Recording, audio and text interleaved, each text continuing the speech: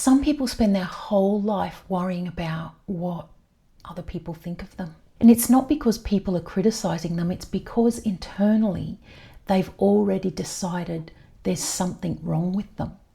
So they become hyper aware of what they say, of how they look, of how people react to them, whether people approve of them, whether they've upset someone, because humiliation fears disapproval. What's the definition of insanity? Ain't it just a difference in reality? I'm Dr. Toni Reilly. This is the SoulLife Psychology podcast where intuition meets logic. Today, I want to talk about the expression bruise of humiliation.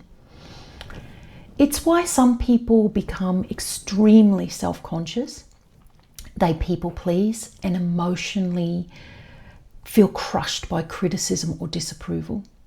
In episode 14, we touched on how emotional bruises affect the way that people experience themselves and their relationships and how they process emotions. Episode 15 focused on rejection. Episode 16 focused on abandonment. That's the one that tries hard to hold on to connection. This episode, we're focusing on humiliation. Humiliation affects self-expression. At the very core, shame is deep-seated. They suffer guilt and self-consciousness. These people are constantly aware of how they're coming across to others. No one's actually judging them. It's because it's internal. They're already judging themselves. People with humiliation often think, I hope I didn't upset them. Oh, I probably sounded stupid. Or, I don't want people thinking badly of me. Did I embarrass myself? Or, I just want everyone to be okay. Humiliation people are constantly monitoring themselves. They replay conversations over and over in their head, and it gets hectic in there.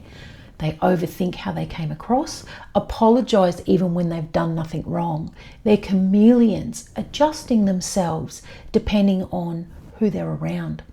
They suppress parts of themselves to avoid being criticized or anyone disapproving. This is why those with the bruise of humiliation become people pleasers. People pleasing is what they do to fit in, to try to avoid feeling exposed or trying to avoid people being upset with them. Some examples. Here's what this might look like in real life. Saying yes when you actually want to say no. Apologizing constantly. Sorry, I just need to get past. Sorry, I won't be long. Too many sorries. Worrying for hours after saying something. Maybe changing their personality around different people. Avoiding conflict. Over-explaining themselves. Trying to keep everybody happy. They can struggle to express what they really feel or need. They're dressing, speaking, or behaving in ways they will be more accepted. Over time, they stop being themselves. They become the version of themselves that they think other people want them to be. And this is why some people struggle setting boundaries, feel guilty when they say no. They avoid confrontation, stay quiet instead of saying what they think or need. They can become extremely self-conscious socially and feel emotionally crushed by criticism. Can I just say it's not about everything. It will be just one or two things or some things that set them off. Other people might be thinking, they care too much about what people think. They're too sensitive. They're trying too hard. They never say what they really think, or they let people walk all over them. But internally, the person is trying to avoid shame that they already feel about themselves. Humiliation can become exhausting. Some people become so focused on being accepted that they completely lose touch with who they really are. They become what everybody else needs them to be, or how they think other people want them to be, while internally feeling pressure, guilty, and emotional exhaustion. Some of the relational dynamics. Someone with humiliation may experience abandonment people as hard work, too much, too needy, because they make themselves as low maintenance as possible. So there's less chance of disapproval. But abandonment people are direct because they know what they need and they believe they deserve to matter to others. So they're not shy about saying the opposite with humiliation. This is why understanding the bruises changes relationships completely, because both people are reacting from completely different emotional realities. An example is trying to build self-worth alone does not stop the self-consciousness, because the person already believes there's something inadequate about them. Self-awareness does change the behavior though, because the person finally understands why they care so much about what other people think, and why they struggle saying no, why they become different versions of themselves around different people, or why criticism affects them so deeply, why they lose themselves trying to keep everybody happy. Life map is also so important. Life map is not about bruises.